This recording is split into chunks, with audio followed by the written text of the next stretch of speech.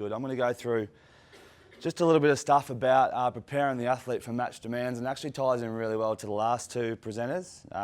Crowie, who obviously know through working here, spoke a lot about that, preparing the athlete for what they're going to have to do on game day. And I'll sort of use some examples mainly around the football codes, so AFL and Nrl. And then a lot of the force velocity stuff that Brady just presented, I'll go through some of that as well as we go through. So hopefully the technology, I've got a few videos and stuff, hopefully the technology does work for me. So we'll go through some stuff about rehabilitation aims and things that I look for throughout that rehabilitation process. Try and get through about half of the stuff, half of this session on sport-specific rehab, talking about the field-based stuff, rehab, reconditioning, getting them prepared for what they're going to have to do on game day, and then spend the other half talking about movement-based stuff and more that gym-based stuff. As Kaney said, I've got experience working in two codes, so I think we've spoken a lot about the AFL code today. Some of my examples will be NRL, and we've got some rugby people in here today, so that might be a good refreshing thing for them to hear some rugby league examples. But I'll try and flip between both codes and give some real life examples of how you can apply a lot of the learnings that we've had today, from the hamstring guys to Andrew to Brady, to try and bring that all together into a rehab program. A lot of this stuff is based on the research they do. I don't quote a lot of research. This is more around my experiences working with physios, working with different S&C staff, and working with athletes in my time in sport. Crowie asked a similar question, so he kind of stole my thunder, so I've reworded this one a little bit. And he spoke about what are they required to do, and we went through running, sprinting, jumping, kicking, skill-based movements. So I'll just rephrase my question a little bit, and I've been thinking about it as we've been hearing all the talkers today. I just want you to throw some ideas at me. What are our main goals in rehabilitating athletes? What would be one of our goals? Getting an athlete that's injured, what's one of our goals? Return to play? Return to peak performance, yeah, it's a good one. Any others? What was that one? Prevention of re-injury, really good one. Tissue tolerance. Confidence, really important. We've spoken about that today. Any others? They're all good. Where I'm leaning towards with this is we can't forget the main goal. If we're working with team sports athletes, the main goal for anyone in this, whether it's not getting them injured in rehabilitation, or whether it's returning to play or returning to performance for the athlete, the main goal is for the team to lift the trophy at the end of the year. And that's something that I think about all the time in this reconditioning process of an injured athlete.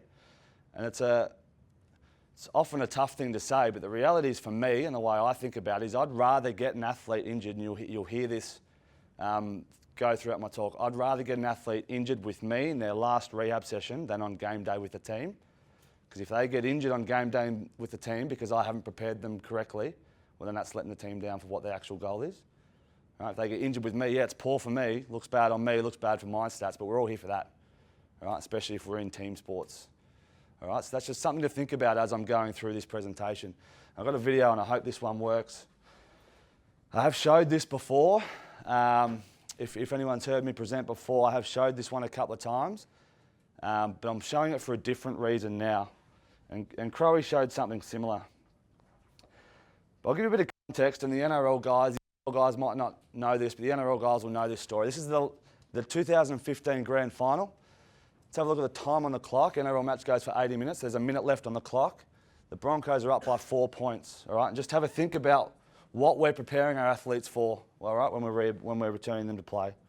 All right, so the 2015 NRL Grand Final, the last minute of the game, North Queensland scored a try in the corner to level the score.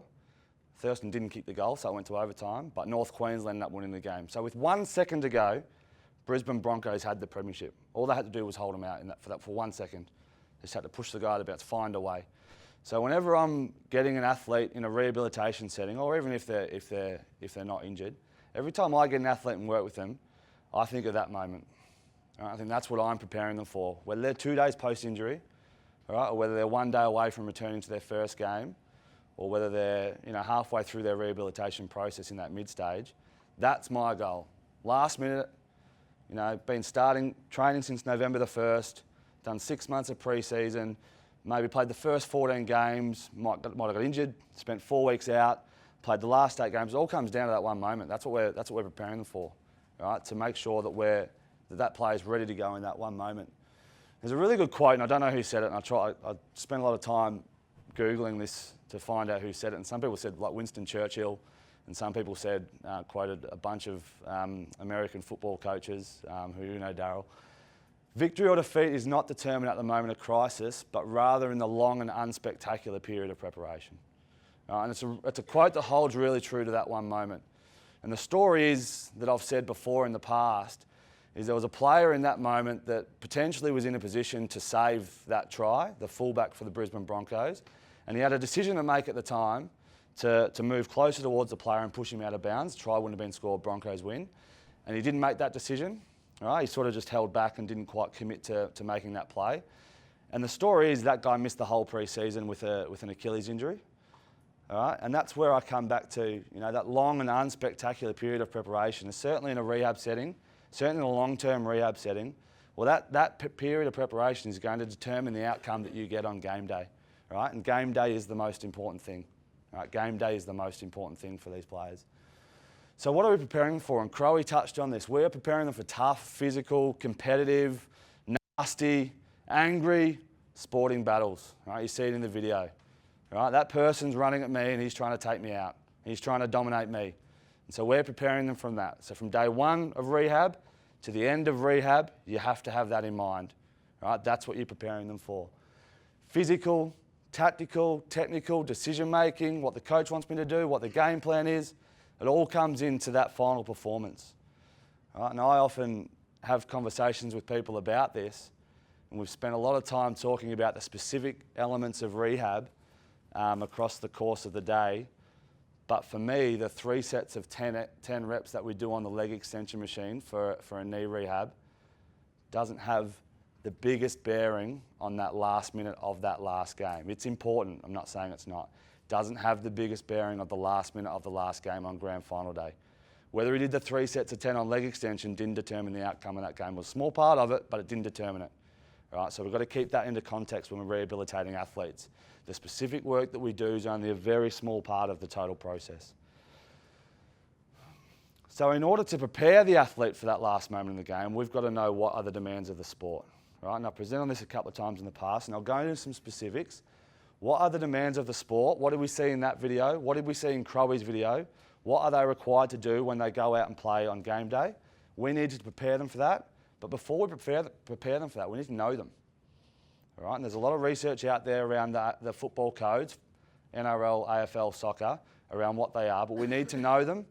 We need to understand them. And if we don't know them, we need to go research them. We need to ask the coaches. We need to involve the coaches, as Crowe said early on.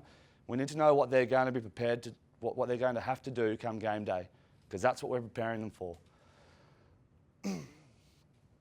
So, historically, there's been a bunch of research done in the last 20 years since the advent of GPS, really. A bunch of research done around what the demands of the game are. All right? Historically, we've used average game demands. All right? And there's a chart here I've brought together off a bunch of different research papers and my own data that I've got that shows you that each code's different. All right? Metres per minute is an intensity marker. How much are you running every minute of the game? Different for each code. The amount of high-speed running is different requirements there. Someone spoke about sprint efforts, and we've already said that sometimes they might not be required to sprint. Sometimes in an NRL game you might be required to sprint 5 times. Accelerations, the profile is different of your sport, all right? So the rehab's going to be different. The rehabilitation is going to be different, all right? The same running is not going to apply for one sport as it does the other, all right? It's completely different, especially in that end stage rehabilitation.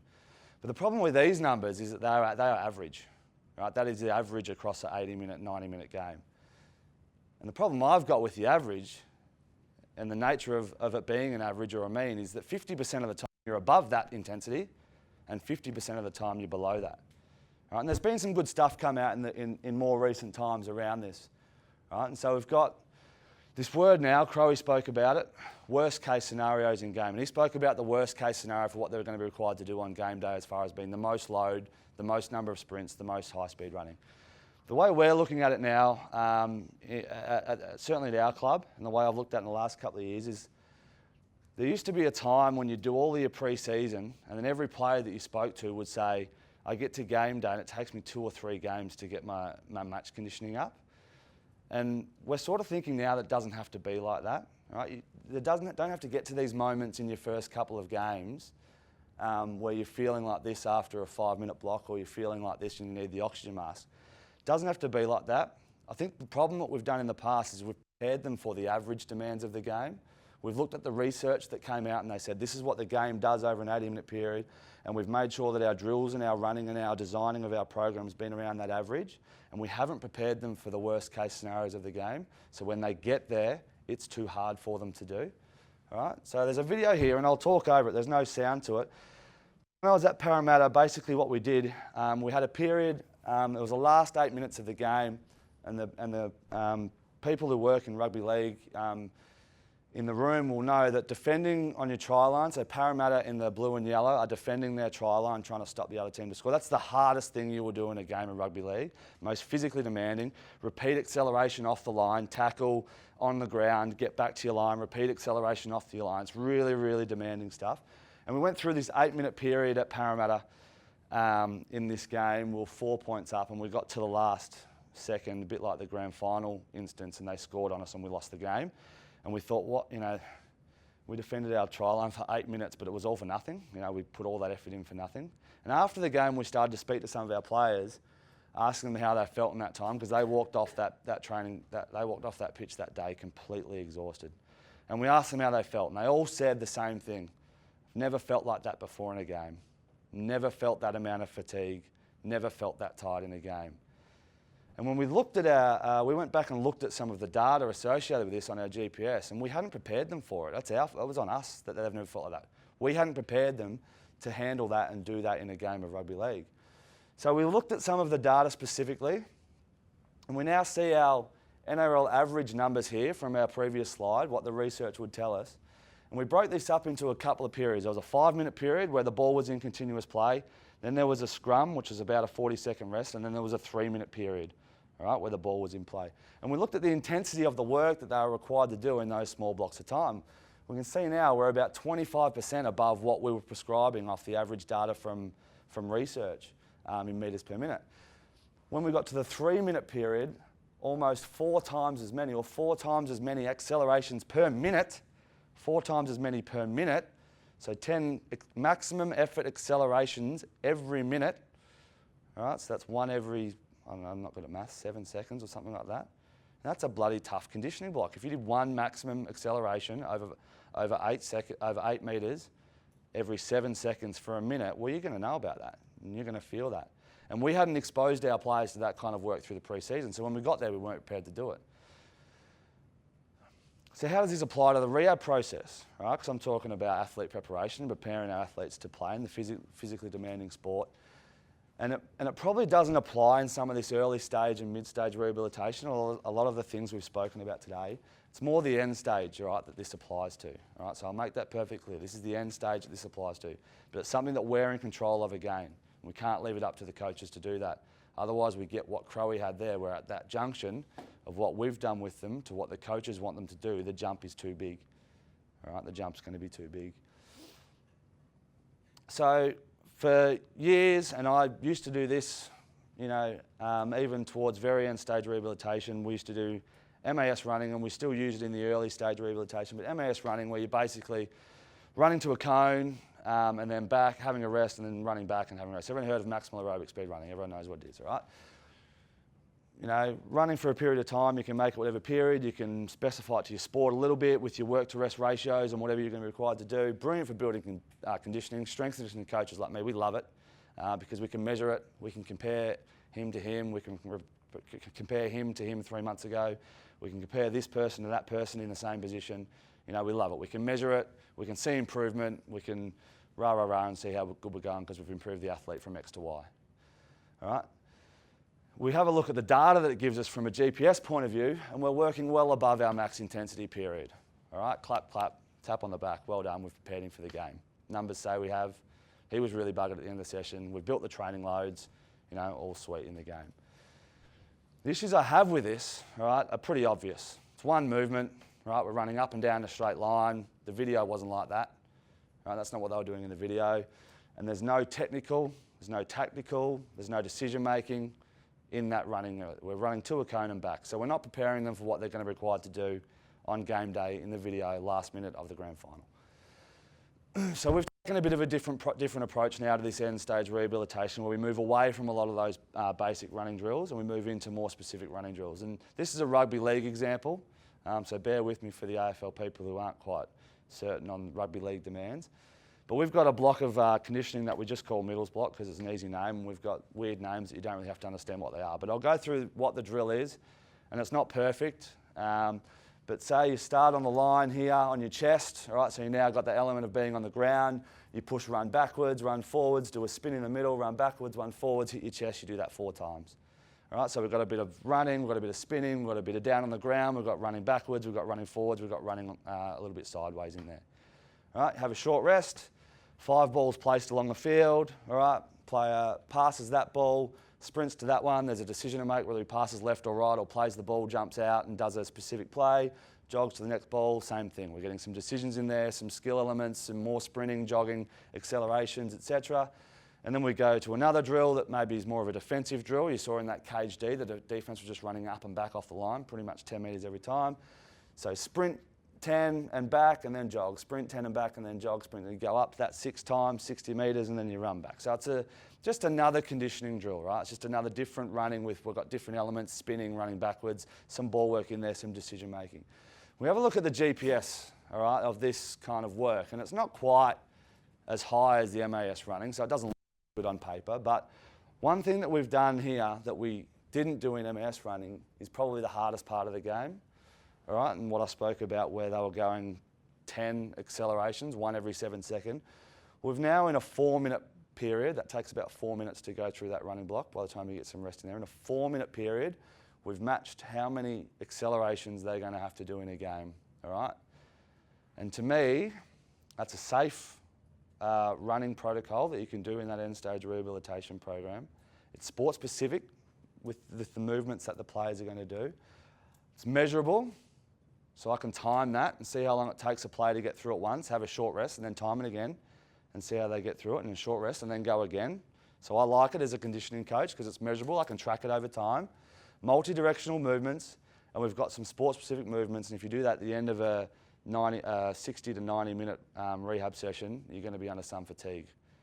All right, so just by simply thinking about what your game requires, right, whatever athletes you're working with, and thinking about when they get to that end stage of that rehabilitation, you've got to try and mimic that sport, that requirement, last minute of the game, grand final. You've got to mimic that as close as you can. It's really, really difficult in a rehab setting, but you've got to think about it. Right? You've got to think about the requirements of your sport and the demands. Obviously, putting this into the whole program, all right? In the early stage, there's generally a period of inactivity. This is any rehab, whether it's a 10-day injury or a 12-month injury. There's an injury, there's a period of inactivity where we're just doing gym, cardio, whatever we're doing in that. There is a mid-stage rehabilitation point where you're doing specific running drills like MAS running or 150 sets or interval type work.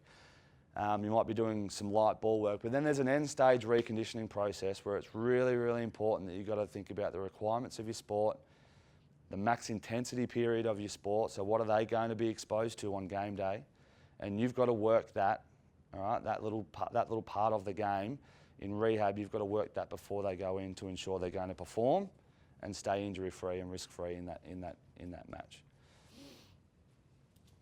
Here's an example, and we'll go through this and I'll take any questions on this specific one before we move on. But here's an example, and this is real world, right? This is real life, this is happening right now. So this is up to the 1st of February and out the 9th, I think, and this is a player that we're reconditioning at the moment. And it's just a breakdown of how I fit this into the whole sort of rehab plan. So in the purple, we've got straight line running drills. So I'm not saying don't do them. You have to start with them. You have to start somewhere. Straight line running drills. In the light blue, we've got agility drills. All right, this is a lower limb injury to the knee. So we've got some agility drills we're working on change direction. A green drill is basically a football drill with a coach or with me, where they're doing a specific skill movement, but it's lower intensity. All right, there's not a lot of moving around. It's not a lot of stress. A yellow drill is a sort of at or below game speed drill, but it's now specific in rugby league terms, like 9 versus 9, 13 versus 13 type work. And a red drill is an above game speed drill. All right, and then in here we've got the dark blue. All right, and that's where they're working on maximum intensity periods of a game, but with me on the sideline with a specific drill like I just showed you. You can see there we start off in the early stage of rehabilitation, doing straight line running, some agility work, seeing how they respond, doing some strength, all of the strengthening work which I'll talk about. We're doing all of that, all right, in this period of time. And then we start to introduce little periods of green drills where they're doing more sport-specific work with the coaches.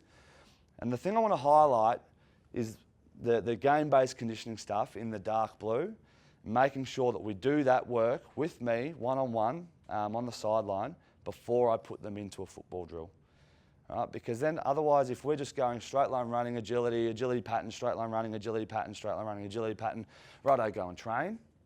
All right, and like we spoke about before, acute, chronic, common sense, whatever you want to call it, what they've done with me and what they're going to be required to do with the coaches is too far apart. We've got to bridge that gap any way we can. All right, and then you've got to think about your sport and how you would apply that and how you would change, potentially alter your rehabilitation process at the pointy end to try and fit that in and not make that jump too big. All right, and as I'll come back to the point I said at the start, going through this rehab process, I'd rather them not be ready for that and get injured with me than get to the game and get injured and we play one player short, because that's not what it's about. All right, we've got to think about the end goal is the performance of the team. All right, any questions on that stuff before I move on to the gym-based stuff? So we'll try and break it up a little bit. Is that positional based? Do you have different ones for different positions, or is it all pretty cut and dry? Well, we've got specific, certainly specific running patterns for different positions, but then there's blocks of work that the whole team, like you're going to be required to do because you're a rugby league player. So yeah, elements of both. You know, there's some that we just put everyone through because it's what we think rugby league is, and there's some that we run specific running patterns for positional guys. Yeah. How much contact work are you doing on stage, like wrestle and tackle? Yeah, so we'll do, say if it's a lower limb injury, right, and I think that they can handle the movements that they're going to be required to do in contact, then I'll be doing contact work here, all right, and make sure it's safe for that lower limb injury and modify it with the coaching staff or whoever's taking that contact session. But I'll do contact work with them here because it's a requirement of the sport, and I'll build that. And certainly before they get into these yellow and red drills with the coaches, they're going to have done pretty much full contact because they're going to be required to do that in those specific training drills with the team. We probably limit our contact sessions to 2, maybe 3 times a week, just for dosage point of view. Is there ever a case where you might have them doing a red drill, but in bibs, for example, so you go through more of the footy specific stuff, say they're a fullback or a... Yeah, so to me that's up to the coach, up to the coaching staff. So he's talking about putting a bib to highlight that player. You know, I'm non-contact or I'm going at lesser intensity. And that's up to the coach. Again, thinking about team first, not athlete first, and that's sort of where we've got to be. It'd be ideal if we could integrate them fully, but if the coach wants a drill to go live and wants it to be full contact, well, they're just not going to be able to do that drill with a pink bib on because they're going to ruin the idea of the drill for the rest of the team. So certainly, if the coach was happy for it to happen, then yes, but I know the coaches I'm working with at the moment would just prefer you to be on the sideline than that player to be in and ruin the drill for the other 24, 25 players that are on the pitch at that time. All right, we'll move on a little bit. I'll go back to the room and I'll get you to throw some ideas out. I mean, we've spoken about this a lot, sort of this gym-based rehabilitation, movement-based rehab, whatever you want to call it. What are our aims? What are we trying to do? Why are we doing work in the gym as part of our rehabilitation program? Why is it in there? Why have we spoken about it so much? Anyone? Maybe suggestion from that before, the tissue tolerance. Tissue tolerance, yeah. Strength. Movement patterns. Organ power.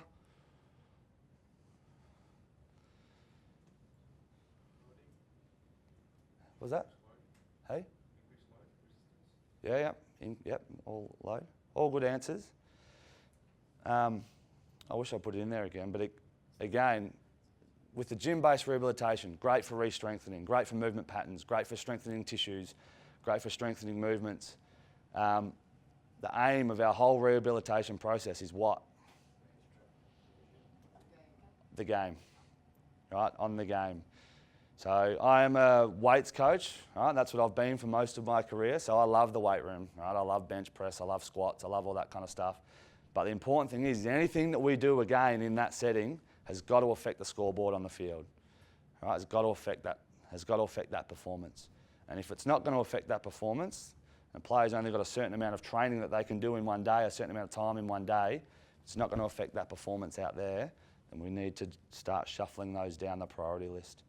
We've got time for them, very well, but if we don't have time for them, then they're going to fall by the wayside for me, personally. Right? That's just my personal opinion. So how does this apply to the rehab process? Again, thinking about that end stage rehabilitation, I go back to my early, mid, late stage.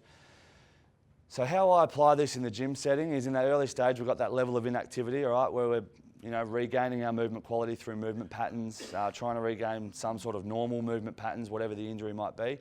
Mid-stage rehabilitation, we've got that low to mid activity where we're doing our conditioning, straight line running. We might be building some work capacity in that setting, so high volume, low load work, like Brady was talking about. But what I'm going to talk about here is this end stage reconditioning again, all right? And working about athletic transfer. So doing movements in the gym that are going to transfer, or they've got a high likelihood of transferring to on-field performance, and working more of this force velocity curve that we've spoken a little bit about in the last hour. So the force velocity curve, does everyone know what it is, know what we're talking about? Is there anyone that doesn't know? Don't be shy. What we're speaking about when we're talking about force velocity curve and working different elements of the curve. Yeah, that's fine. Not everyone will, but so just a statement from any strength and conditioning manual that you'll read.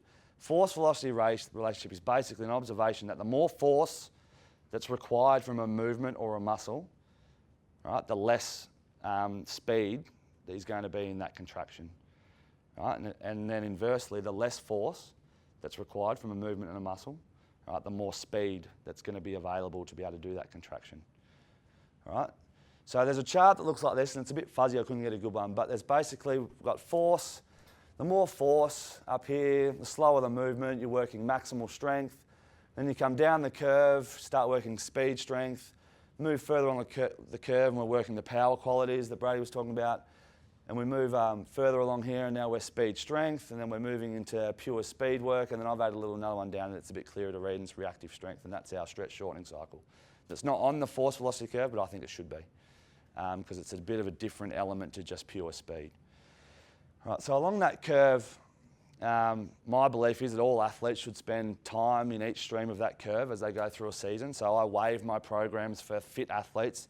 They go into the maximal strength work for a week or two, and they'll come down and do some speed work, and then we'll go into the middle and do power. And they've got to spend time along this force velocity curve to be able to get transfer into athletic performance.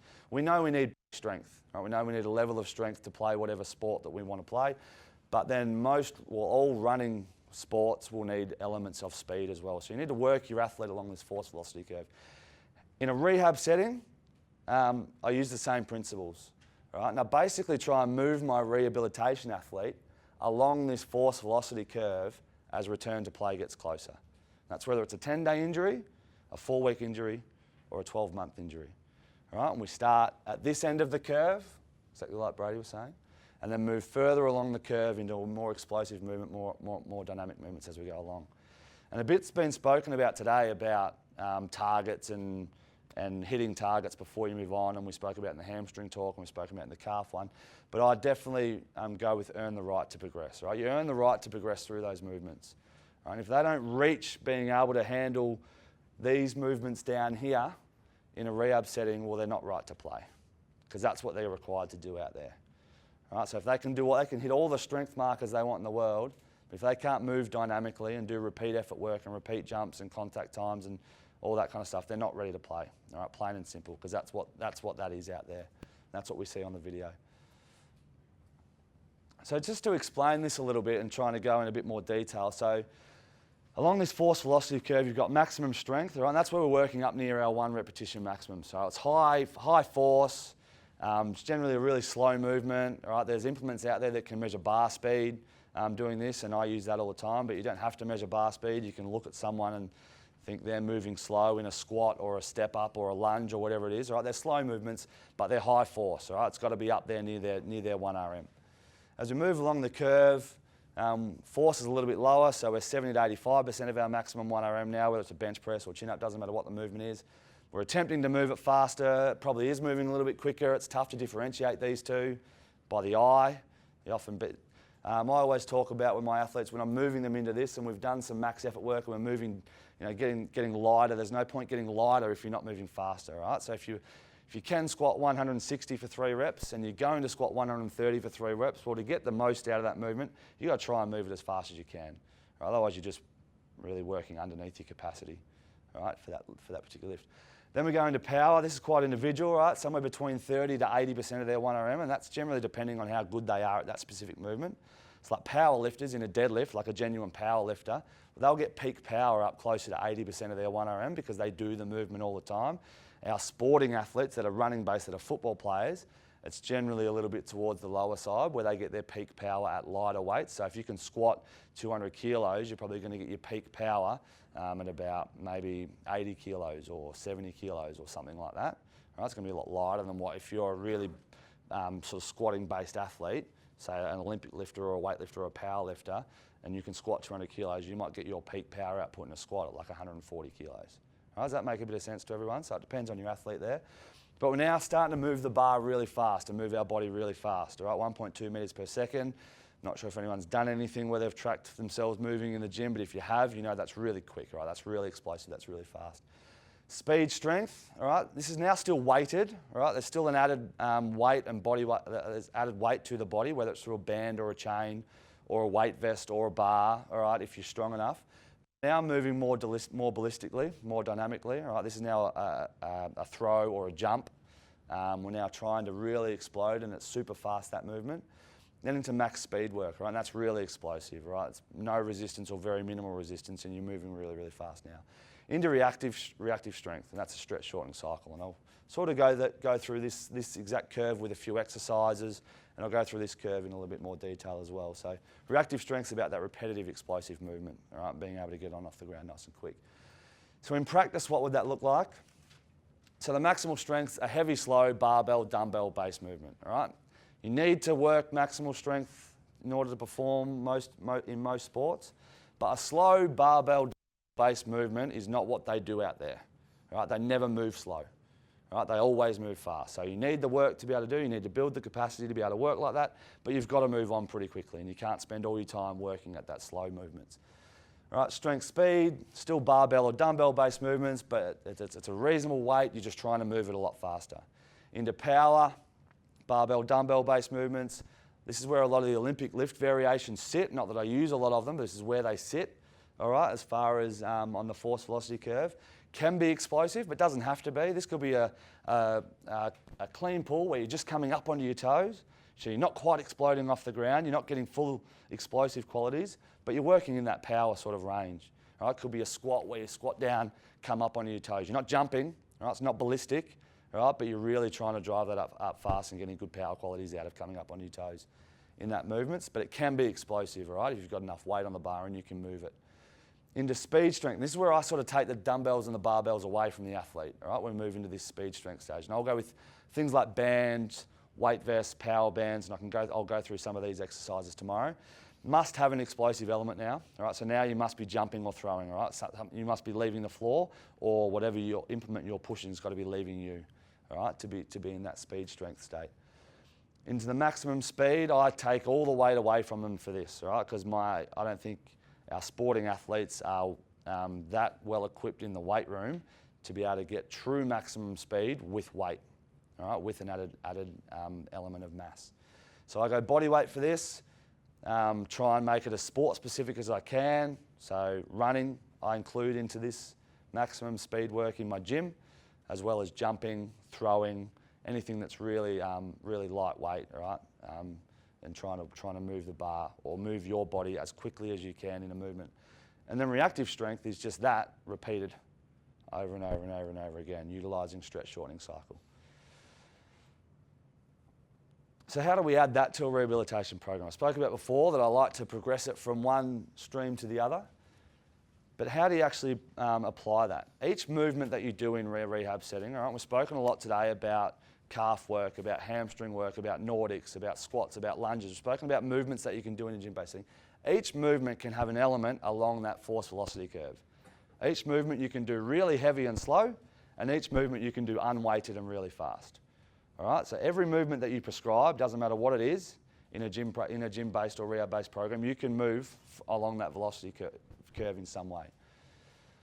Earn the right to progress through each of those elements. All right, so once you've hit your max strength markers, or what markers I've got for you, or what is your normal for max strength, then you move on to speed strength. Once you've hit those markers, you move on. Once you've hit those markers, you've moved on. So earn the right to progress. We'll take varying time frames to do that, depending on your level of athlete and the injury. All right, but we spoke about it before with the hamstring guys. Sometimes one session's enough to move a player along that force velocity curve. Sometimes you might get through 3 of them in one session, all right, because you're trying to really squeeze up that rehab process. All right, there's no use doing, in a 10-day rehab, there's no use doing 2 rehab sessions at slow weight with no ballistic movements and then expecting them to go and play because the time frame says so. All right, you've got to move them along that curve as you can in all the movements that you're trying to do in your rehab. Sometimes it can take multiple sessions, all right? In your longer term rehab, sometimes you might spend 8 to 10 weeks working maximal strength, trying to get them to a point that you're happy to move on, all right? So every movement that you prescribe, whether it's push, pull, squat, lunge, hinge, rotate, all right, our base movements that we know are important for athletic qualities, they can all be progressed along that force velocity curve. If you want to get really creative, your isolated work can too. All right, your calf-specific work, hamstring-specific work, quad-specific work can be worked along that velocity curve as well, right? And needs to be, all right, through some of the research that Brady's done. We've just heard all about that. So I've got here some specific examples of the exercises that I choose, and I've chosen 3 streams, all right? And we'll sort of just go through this because we're going to go into this in more detail tomorrow, all right, as far as coaching cues and specific movements. But let's take the movement of a squat, all right, and how we would progress the squat through this force velocity profile for performance. If I'm prescribing a squat, all right, to any sort of rehabilitation I want, I think that's an exercise that I need to choose that's relevant to them and their sport and their injury. Well, I start building work capacity at the start, all right, so I might get through body weight reps, all right, might get through lots of them, 10 sets of 10, 15 sets of 10, 10 sets of 50, doesn't really matter. All right, you're building capacity in that movement. All right, and then I'll start building base strength. We haven't even hit the curve yet because we're not even at max strength. I'll start building base strength, so bring the reps down from 10, down to 8, down to 6, down to 5. All right, and trying to get them to a decent amount of weight for 5 reps, or what I know they're capable of, or a previous best. All right, and once I've hit that mark in that strength work, so medium rep, that 4, 5, 6 range, and I'm happy with the weight they've hit, well then I'm going to move them into max strength work and lower the rep range down to 1s and 3s. All right, they've hit their 1 that I'm happy with, all right, whether it's 2 times body weight or a previous best or whatever you want to use for their squat, they've hit that. All right, and then we move on to some speed, strength speed type work. So here's where I get some bands and chains out on the bar, about 60 to 80% of what their maximum was, and we try and move the bar faster. Happy with the work they've done there, we go into the power work. Loaded jump squat, 30 to 60% of their 1 RM, depending on who they are as an athlete. Into some strength speeds. That might be a box jump with a weight vest, all right, or a box jump holding a plate, all right, but it's still loaded and you're just doing a box jump, all right, plyometric workup. Into reactive strength, right, where we start doing our control work and then we go into a drop jump for 1 and then we go into repeat jumps over hurdles or over blocks, all right, we'll go through all these progressions tomorrow.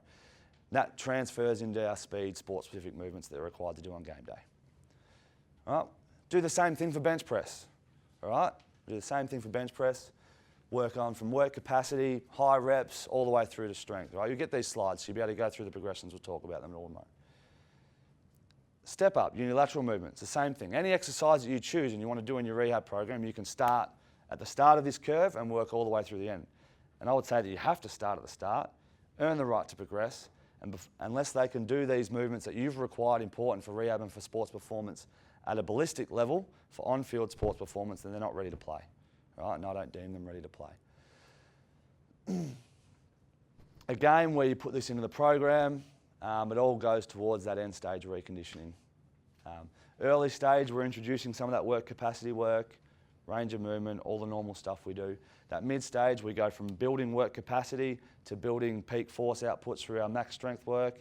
And then that late stage, we're now moving into our power, stretch shortening cycle, reactive strength elements, both in athletic movements, so like squat, step up, lunge, Bulgarian split squat, whatever it is, and isolated movements, right, with our calf work, our quad work, our hamstring work. Got an example there, right? And I know that we're going to go through a really specific one where you're going to build your own example. So I'll print off a few of these before tomorrow, so you've got this to work off. We're going to do a different injury and work through a template of how I sort of build from our work capacity work pre-running through to our speed-specific work in our return to play period of our rehabilitation. Got 3 names up there if you want to know any more about this. Right? The worst case scenario stuff, Tim Gabbett's done a bunch. There's some research coming out of Newcastle University with Grant Duthie looking at specific worst case scenario in games and quantifying them, and then trying to apply them in a setting, both in a one-on-one setting and a team-based setting. And then any of the force velocity training, Brian Mann's the guru, he's the gun, he's the velocity-based training king. He's a very opinionated dude, but if you're interested in that force velocity stuff, worthwhile jumping online, doing a quick Google search, Brian Mann, velocity-based training, and it'll give you all the information you want to know.